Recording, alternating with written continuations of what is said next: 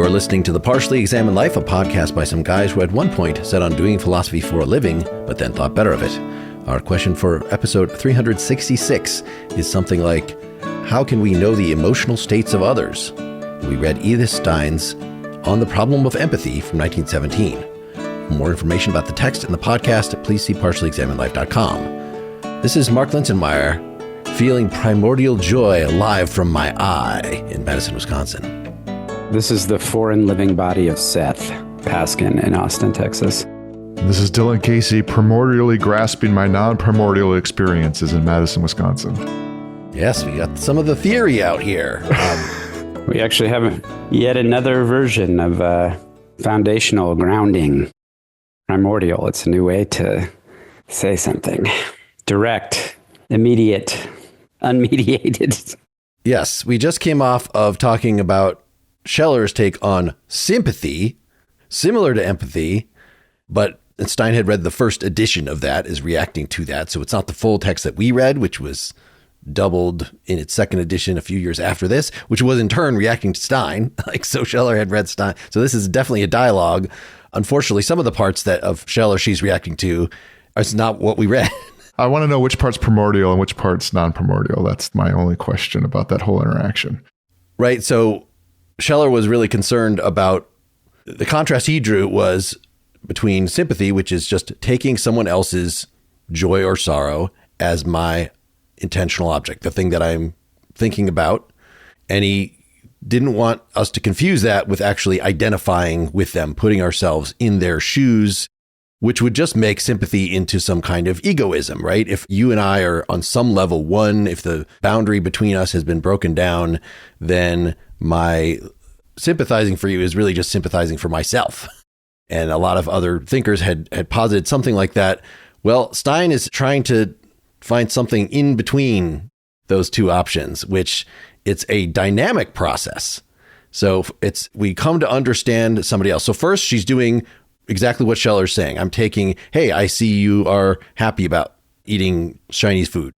And then I do, as part of this dynamic process, well, like, what's that like? I actually focus on the Chinese food. I try to get excited with you about the Chinese food, even if I hate Chinese food. And I brought this up because Scheler, I think, used the example of those Japanese, they really love raw fish, and we Westerners can't get into it. But then, so I have a desire for knowledge, for fulfillment. And once I kind of enter imaginatively into that emotional space with you and feel the joy about the thing that you are feeling joy about, then I retract again into myself and I have a fuller appreciation for what you're about and why you're excited. Not that I'm swept away and I must go get some Chinese food now myself. Again, maybe I don't even like it. Maybe I would never like it.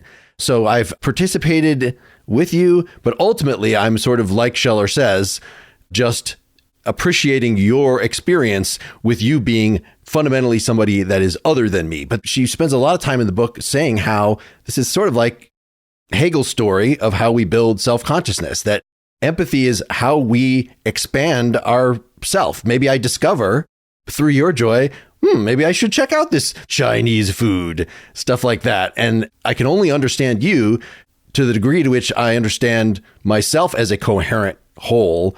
So, she can explain why some people just can't have empathy for other people because they are too egoistic, too locked off in themselves, just really don't understand how people tick. I almost feel like that characterization, Mark, it's a little too normative. It's got a little bit of normativity in it. She's trying very hard. So first off, we should say this was her doctoral thesis that got turned into a book. And it reads that way. It's very well written, very earnest, very clear, kind of like over explanation and points, that kind of thing. Too much engaging with past thinkers that we didn't read. Yes. In a very specific way. Yeah. Extended engagement with lesser known entities. Right. Theodore Lips again. Yay, Lips. That's 2 P's, folks. But also sort of the flip side of that is that it's like exceptionally clear about what she's trying to do and accomplish, and the scope is constrained. So one of the things that I think is really important is that she's talking about this as a phenomenological undertaking. It's in the strictest sense of a Husserlian definition of what a phenomenological investigation would be. So the first thing she says is, look, I'm going to suspend any attitude towards the existence or non-existence of the things I talk about. So I don't know the existential status of other people or of the outside world or whatever. I'm just going to talk about the phenomena as they appear to me. So I'm just going to say, I'm taking it from my own experience, right? Which is what phenomenology does. Of course, we're going to generalize from there to other subjectivities experience. But the point is, she wants to examine the phenomena of other consciousnesses or other people's essentially inner states as they impact us. So instead of seeing physical things in the world or the other person's physical bodies, it's we have an experience where we feel what other people feel, or we are impacted emotionally by the way other people seem, look, act, exhibit. This is just a phenomena that occurs in the world. Like, it's just a way of being that we have this experience, and she wants to describe it. So it's an attempt to be much more descriptive and much less normative. So this is the very first section. And like in the third paragraph, after she says, I'm just going to doubt everything. So you're thinking, she's going Descartes on you, but no natural science, no natural experience. That says, what can be left if the world and even the subject experience it are canceled? So this is the bracketing part. We bracket out all that stuff. In fact, there remains an infinite field of pure investigation. I can doubt whether what I see before me exists. Deception is possible. Therefore, I must exclude and make no use of the positing of existence. But what I cannot exclude, what is not subject to doubt, is my experience of the thing, the perception, memory, and other kind of grasping, together with its correlate, the full phenomenon of the thing. This phenomenon retains its entire character and can be made into an object of consideration. So that sounds like what you just described, except for all the part that being able to talk about a thing, in the end, even when I bracket it, it feels like I'm still not bracketing it, right? It's also, maybe it's just because it's 1917, or maybe it's still the way people think about, maybe the science aspect is also the kind of bracketing she's talking about. I find it funny to say, well, we're not going to do science because of course science never brackets anything. So the very thinking that she's talking about, and maybe I'm bringing to bear like 80 years more of work after Husserl, right? About exactly what it means to have an experience and have that experience be conditioned. So I'm glad you brought this up. We might as well have a little like excursion on phenomenological method here. Because I'm as sympathetic to phenomenology as a way of doing philosophy as I am almost any other method. Yep, sure. At the same time, the Husserlian notion of bracketing is problematic, and it's not just Stein. It's exactly what you describe is no matter how you do it, that's why by the time you get to Heidegger and some of these later phenomenologists, they don't really talk in that same way about bracketing out experience. And I think if I was going to give a charitable characterization of Stein here, just to kind of get us past this so we can move on to other things, I think what she's trying to avoid by saying what she does is, I don't want to get into some kind of realist, idealist, skeptical debate about the existence of other minds. Look, we're not going to have that conversation. That's not what we're doing here. I'm just putting the existence aside and let's just talk about describing our experience. And, you could think of this as kind of almost Hegelian in a certain way of like going back to, and she's just like, I'm not going to invoke God to try to make sure we secure all these epistemic relationships and all that sort of thing. It's just like, I'm going to describe what it's like for me to get upset when I see my best friend be upset. And hopefully that's descriptive to you of your experience of it. And then we can look at mechanically and conscious and, ontologically, like how does this stuff all pan out? Yeah. So what you described is pragmatism. And that is, I totally get that. And I'm on board. And I agree that that's the right charitable interpretation. I had forgotten in the Husserl that I read years and years and years ago about the deeply Cartesian aspect of phenomenology in its rootedness. I had totally forgotten that it really is a conceit at getting metaphysically to what the true thing is. I totally forgot about that. I always thought that the bracketing was basically pragmatism, but I was wrong about that. Yeah. That's the way I want to read it, but that's not the way at least they thought about it. And so that was a good reminder. That's one of the reasons why Husserl is so deeply unsettling. Yeah. He came up with the term transcendent ego, right? I mean, it's coming out next year, folks.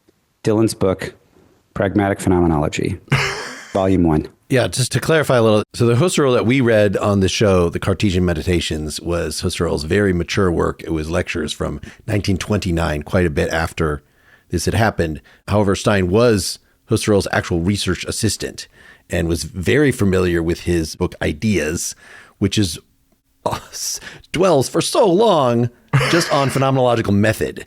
Like the fact that Stein and Scheler are actually talking about humans and are interacting practical situations, Husserl is so much less satisfying than that, which is why we haven't spent a lot of time with him on this podcast. It's just really hard to get anything out of a small number of pages of him. He starts with rocks. I haven't read Ideas. Well, we did some on close reads recently, so people can get a taste of that.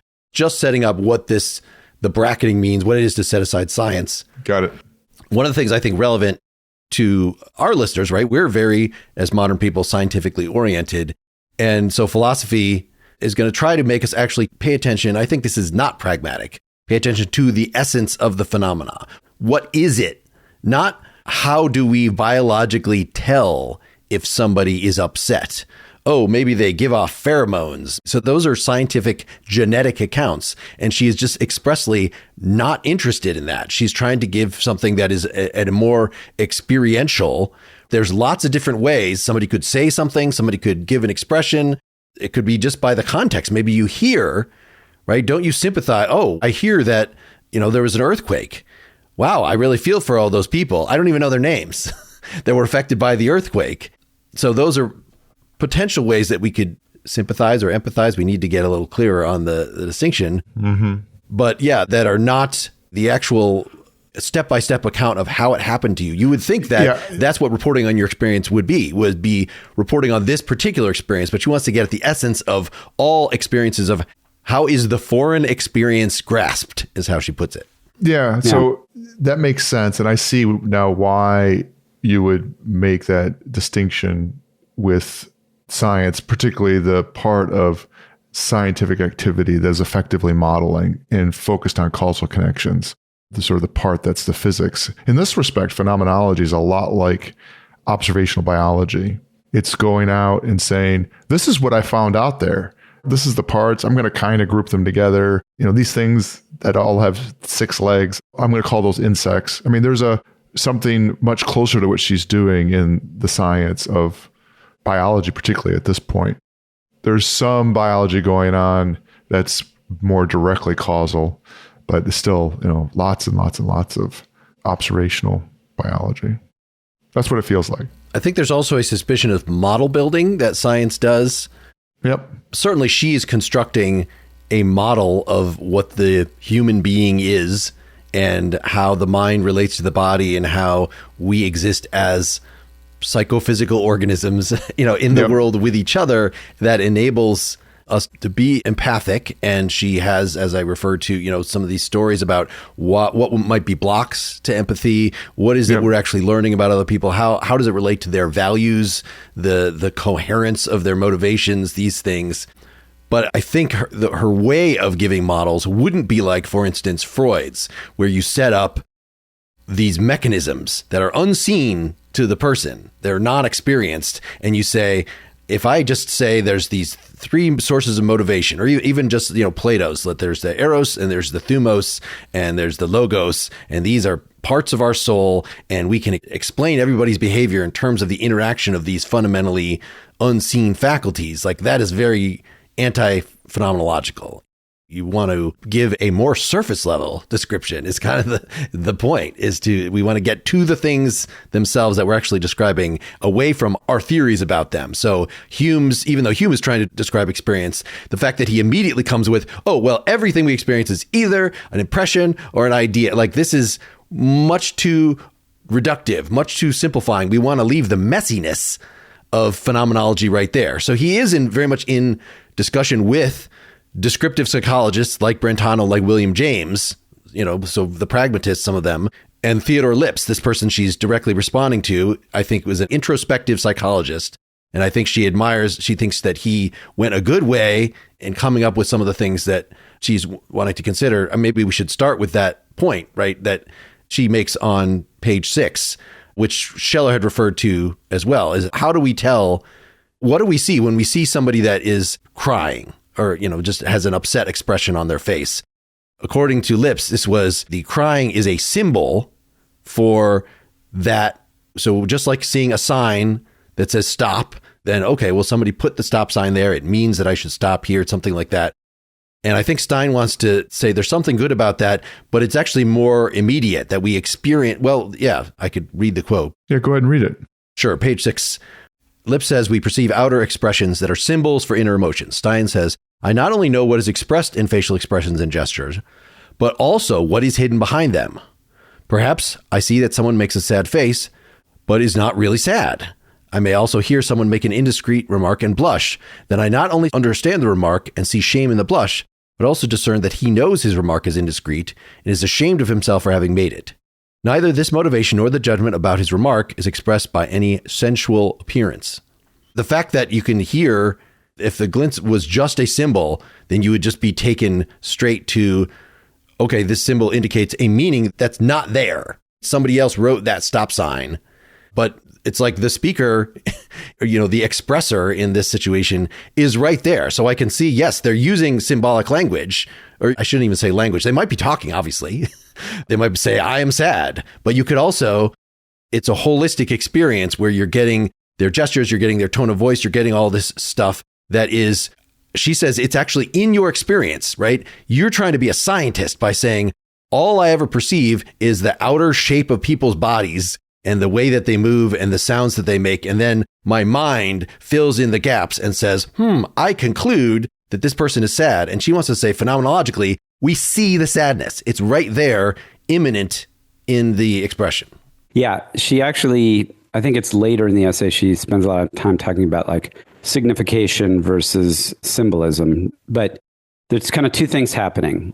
Early on, she's like, we're going to designate all acts as empathy where foreign experiences are grasped in whatever way. So that's a very broad definition of empathy. And the experience of grasping a foreign experience, as Marx says, is grasping the experience, not the externally presented signs of the experience. So what she's trying to say is, it's not simply that I see somebody wincing and that's a sign that they are in pain. It is kind of like part of the phenomena. And we'll talk later about how you interpret those phenomena, how that communicates. But she essentially says, simultaneously communicated with that is a hidden thing, something you aren't seeing. And that's essentially the internal state, if you will, of the other person. So that's the first. There's content that gets communicated of foreign experience, which is not explicitly presented by the foreign body, not picked up by your senses. The second thing is that experience, and this is where that word primordial came up that Dylan was talking about earlier, is that grasping of that foreign experience is not a having of whatever experience you are grasping in the same way as when you have it yourself. So when you are fully aware empathetically that somebody is in pain, let's say they fell off their bike and they're bleeding and you're like, oh, and you're empathizing with them. It is not the same as you having the experience of falling off your bike and bleeding. That experience has, as the word she uses is, it has more of a primordiality, and that the experience of the other's pain is non-primordial. And for now, she's just trying to characterize descriptively. And I think we can all agree, you just don't experience other people's pain the way you experience your pain. You can use whatever words you want, but the reality is when it happens to you, it's different than when you empathize with somebody and it's happening to them. So that last part, I totally buy, and it made a lot of sense to me, that distinction, which seems to me at the root of empathy. When you're getting at empathy, you're trying to get at that What is it that you're experiencing when you are experiencing observation of experience of another being? What are you doing when and that's what you're unpacking here. The notion that I'm getting at let's take the pain. I'm accessing the pain or identifying the pain as an object and grasping it, not merely through signs, right? And I'm actually grasping that thing in itself, did strike me as confusing. She brings up things like deception and stuff like that, which I wasn't sure if it would go down this road, but it does seem, the way you described it made it sound like, well, I can be sure of the thing that I'm grasping when I am empathizing and be right about it in the same way that I'm right about my own experience of pain. I can be right about that with respect to empathy because I can grasp something more than the experience. Now, maybe I'm interpreting that wrong, but that's what it sounded like. And that, on the face of it, sounds wrong because I could certainly have somebody who is a very good actor who I could not distinguish their presentation of their pain from them actually being in pain. And so to me, that kind of deception, which is surely possible, where I could have a full empathetic reaction to them, even though their primordial experience has nothing to do with pain. Yes. I mean, yeah, this is just a glaring thing that jumps out. If you say, I'm actually just directly perceiving, I'm not just concluding that you're in pain from the outward signs, but I'm actually seeing the pain, even non-primordially, you can add that word to it. Yeah, what if her response just seems to be, and this comes much later in the book, just that, well, how do we correct this? Well, it's by more empathy. So it just shows you that empathy is, so I think it's very parallel to direct realists about perception that say, we just perceive the object there. I don't perceive the shape and the color of my water glass and then conclude that there's a water glass there. I just actually see the water glass. And they're like, well, what about illusions? What if it, like, well, then you have to look more closely and do more perception. And she compares this seeing, this being exposed to somebody else's inner life to the hidden parts of an object that you see. So when I see this glass, I assume that it has, part of what would confirm is that I can pick it up and that it has solidity. It's not just like a picture of the glass or a hologram of the glass or something. So the hidden sides of the glass, I assume, a glass is not a great example because you can see through it. But, you know, our barn example of like the people that saw barns, but they're actually just facades of barns. Yeah. You know, that when you see a barn, you conclude is the wrong word. You also extrapolate, experience. I mean, but both of these conclude, extrapolate. They all sound like a reasoning process, but it's like we non-primordially experience the unseen sides of the barn. That we know that barns have backs and bottoms and roofs, even though we're not looking at them, and insides. Yes. And so the same thing is that I know that a smile normally indicates happiness.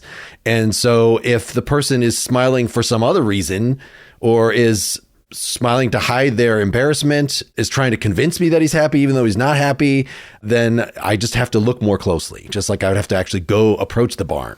Or get other signs. Yep. This points out what I think phenomenology is trying to do successfully, but also the challenge of it, right? You're trying to look closely at something, just in the word, the phenomena, what's going on, as unconstrained mode and flexible mode as you can, but still actually talk about it. That's fine. You know, I'm going to talk about the experience. I'm going to try to catalog it. I'm going to make some associations, but I'm not going to insist on building it up to get to kind of derive that and sort of put down all the metaphysical and structural landscape in order to make that conclusion be wholly consistent. I'm going to work with what I've got.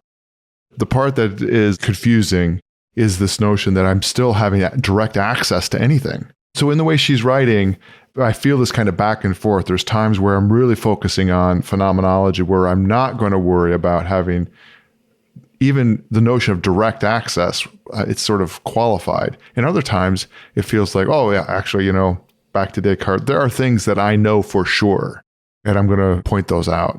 And maybe, Mark, you brought up the earnestness. The earnestness seems to be like, oh, yeah, I got to that part. So let me try to put a spin on this that might be helpful. I think when we typically talk about empathy, at least nowadays and in my experience, people think of empathy that it's an emotion, or they think of it as somehow a part of the emotional apparatus of a human being. And what Stein is saying is she's using the term empathy in an analogous way to perception or something like that. She's explicit about that. It's a kind of perception. Yes, it's a mechanism for grasping. It's an explanatory mechanism for some of the phenomena in our universe of experience. Phenomena that we can't get directly through eyes, ears, whatever. And it's not direct and immediate in the sense that you're born with it. It's learned behavior. Empathy needs to be developed and refined. It's a faculty, if you will, in that sense. And just in the same way that it's an apparatus of perception in some sense, it can be deceived. Yep. And so on. But you're born with the power, but your ability to use it effectively, like any power, bears refinement. Yes. Like you couldn't empathize with somebody in pain if you had never been in pain, right? In some sense. Oh. Well, wait. Don't jump on me for that thing yet. Okay. Because we are going to talk about what empathy isn't and how it doesn't work. But what I'm trying to get to is she's trying to describe the mechanism of how we have this experience. And just like you said, it gives us access. She says that we're experiencing some phenomena which is not the same as the phenomena of the actual living body of the other person. So we have the perceptual experience of the phenomena of somebody wincing, being in pain, crying, smiling, whatever. Empathy allows us to experience a phenomena of essentially the inner state that is signified in some sense by those behaviors, but it's richer and more developed and more, it's not as simple as just signification. Where there's smoke, there's fire. Where there's smiling, there's happiness. That's not exactly the way it works because of our own subjectivity and our experience and our ability to feel and all these things that make us who we are. It's kind of a little bit of a mystery, but that experience itself is, she thinks, primordial in the same way that our experience of the physical attributes of the living body are. So it is a root basic phenomena that we empathize. It is a root basic phenomena that we see. It is not a root basic phenomena that we feel the same thing that we are empathizing with. That's a second order thing. It's not transference, it's not unity, it's not oneness. But the experience of empathy is, as she says, primordial, and it is not the same thing as perceptual experience. You're right, that's confusing. I want to get clarification on this living body thing, because you were saying we don't just see the living body, we experience the other, non-primordially, their inner life. But I thought the whole point of bringing up living body is to contrast it with the physical body. So if you were just a materialist, if you were a scientist, you said, all I see is your material body. And, yes, can see it moving around and things. I can tell that you're not dead. But that's different than saying the living body. I think this is a phenomenological term of art to say that, yes, I experience the living bodies of others. That is to say that I experience that they have inner lives, that they have purposes, that they're going to be acting according to motivations. Again, living body could mean an animal. And she says, well, that's the broadest possible thing we can empathize with. We could never empathize with a stone. Even if a stone has telos, it likes to fall down, as Aristotle says. We're not going to empathize with that, but it's something that can be in pain. Even a mosquito, like we could empathize to that degree. So I guess we are attributing, we're seeing, she doesn't really address this. Are we saying the mosquito has an inner life? That is not a purely, certainly in the case of individuals, by saying I encounter the living body, I think this is presaging Heidegger, etc., and merleau-ponty. Yeah, we experience just the point we've been making. So it's the living body is not contrasting, I think, with the inner life. The living body builds the inner life into it, just that term. Or did you understand it differently? So I didn't really give it too much more thought beyond the fact that, well, she does spend, we haven't really talked about this yet, about what she spends a lot of time early on talking about the I. What is the I? What do we mean when we talk about consciousness and self? So the living body is, in one sense, the physical representation or the physical container embodiment of the I. The living body is how we identify foreign consciousnesses, foreign experiences, that we associate them with the body in one sense.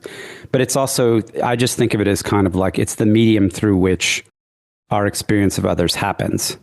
Just in the same way that like the floor of my room is the thing on which I walk. It's like the body of the other person is the thing that is the way in which I experience them, because there would be no other way. Well, there's both. It's your I, and then recognizing that they have an I, right? I mean, I know the physicality is bodily before me. So that is my primordial outer sense, my experience. And then non-primordial, I'm experiencing their emotions, I guess. I am using primordially my powers, but my empathy is accessing non-primordial experiences of theirs. So this is where, this is the derivation she gets to, where empathy is like memory. Yeah, I'll talk more about that because that was really interesting. Yeah. So, we can just go through, and this is section 2. Do we want to do like her presentation of perception, empathy, primordial, non-primordial, and then memory and experience? Do we want to go through that, or do we want to just jump to it? Right. In my summary of the whole thing was that it has 3 stages. She calls them grades. This is what empathy is. And the question she poses to get us there is it like seeing the unknown sides of a thing? So we already talked about that. And then is it like relating to my own past emotions, which is what you just brought up. So I think this is the next really salient point. And she really makes, once she establishes that, yes, in some ways, it is like, dealing with your I as a non-primordial thing. I can't experience your I the way I experience my I, capital I, the ego, but I can experience it non-primordially. Well, that's the same as experiencing my own, when I think of what I did yesterday and how much fun, then it's like there's another I. It's just obviously per Locke, there's a continuity of memory and things that connects my past I with my present I that doesn't connect your I as I'm considering it with my I, but they're still I's that I'm considering non-primordially. And once he gets on this, then there's going to be a lot of parallels. So much of the book seemed like she was on a tangent from talking about actual empathy, because she's talking about how is the I, how is the self, the psychophysical individual constructed as a being in space, just doing this full on phenomenology of perception, like, prefiguring what you're going to see in Merleau-Ponty, in Heidegger, in a way that I'm like, when is she going to start talking about empathy? But it's because there's such a strong parallel between relating to yourself and relating to others. Yeah, that's right. She's going to nail it down to empathy is very much like we relate to ourselves or parts of ourselves. We've been using these words primordial and non-primordial, and I think we've been using them consistently, but they're so important. I just want to give a couple quotes about it. So in 7, one of the ways she talks about it, this primordial givenness, is there is ideation, which is the intuitive grasping of essential states. Insight into a geometric axiom is primordially given as well as valuing. And finally, and above all, our own experiences, as they are given in reflection, have the character of primordiality. All our own present experiences are primordial. She says, what could be more primordial than experience itself? But not all experiences are primordially given, nor primordial in their content. So that's memory, expectation, and fancy do not have their object bodily present before them. They only represent it. And this character of representation is an imminent, essential moment of these acts, not a sign of their objects. So it is possible for every experience to be primordially given, i.e., it is possible for the reflecting glance of the I in the experience to be there bodily itself. Furthermore, it's possible for our own experiences to be given non-primordially in memory, expectation, and in fancy. So I think we've been consistent about using primordial in this way. The direct experience of myself, The easiest part for me was that my memory is not primordial. I'm using a primordial ability, that is my natural inherent ability to experience something. But when I am remembering something, I am not doing so in the direct act of actually experiencing it. My act of remembering is non-primordial in that respect. It's reconstructed. Or is it the object that's non-primordial, or is it the act? Because all acts that I'm performing right now are primordial, right? I'm doing the remembering, my present I, but the object is non-primordial. But this is what I'm a little unclear about. It's just whether... Well, when she says it is possible for our own experiences to be given non-primordially in memory. Yeah. So in the next section, the memory of a joy is primordial as a representational act now being carried out, though its content of joy is non-primordial, right? So my act of remembering it is primordial, but the content of the object is non-primordial. Yeah. So we have to remember that Husserlian phenomenology is very heavily predicated on intentionality. So you can somehow sort of like substitute the idea of primordiality with like objectivity, in the sense of when there's an act of consciousness, it is intentional, and there's a subject grasping or having some kind of interaction with an object. The object of any kind of conscious intentional act is always going to be present, primordial, etc. That's kind of, I think, what she means here. So when she says, like, I have a memory, the memory of, let's say this, X is the experience I had in the past. I graduated from college. It made me happy. Now I am remembering graduating from college. The remembering itself is primordial. It's a present conscious thing. But the content of that memory, which is the actual graduation and the emotional experience that I had at that time, are not primordial. I can represent those things to myself through this faculty of memory. But my experience of them in that state would not be primordial. Now, I may get happy remembering it, and then that little tiny happiness that I have over the remembering would itself be primordial because it's happening presently. Absolutely. That's exactly right. And you can see now, just in the way you described it, how you're going to get to empathy being like memory. Totally. Right? And it's, yes. And this gets fun because of the recursivity. Yeah. I mean, I guess I could remember when I was a kid, what did I think I would be when I turned 50? And then I could think that on my 50th birthday. So it's like I'm thinking of past representation of my current self, but it's not really of my current self. Like, it was what I imagined, what I fancied that I might be. But in empathy, I could, and this is, again, I keep comparing it to the Hegel's building of self-consciousness, but I empathize with somebody else who is looking at me in a certain way. And part of my empathy for them is to then see myself through their eyes. And I could even see how they see my view of them. Like, you think that I look down on you. I don't actually look down on you. You're wrong about this. But so we're constantly using empathy to build up ourselves by getting these images of ourselves from other people. He's not saying, like Hegel did, that we don't even have a self until somebody comes along and looks at us and points at us. But it does help reveal things about ourselves. Mm-hmm. I mean, this was one of the things that I found. There are a lot of things I liked about this particular reading. It makes me want to read maybe some of her more mature work. It also makes me want to understand, if she was a student of Husserl's and so was Scheler and all this, like Heidegger must have been floating around here somewhere at the same time. And I'm almost sure they probably had some kind of a strained relationship. But anyway, the idea that the mechanism of empathy is similar to the mechanism of memory, and then how it'll be interesting. She doesn't explicitly address this, but when she has that section where she says, well, empathy is not analogy, and empathy is not association, and empathy is not, but representation. The question then, of course, right, is how do you build the capacity for representation? How does that get enriched? And then are we trying to explain the phenomenological experience of, like, why, in fact, do we represent what is going on with other people to ourselves? Why does that even happen? Right. You're getting at this. Is it normative? Like, if you're asking why, like, is there a purpose? There's certainly a way. We just do. It's just part of our humanity. But it's definitely like by even putting it that way, it's like in our telos. So there is some sort of, I wouldn't want to say obligation, but it is part of self-growth, self-fulfillment to experience other people.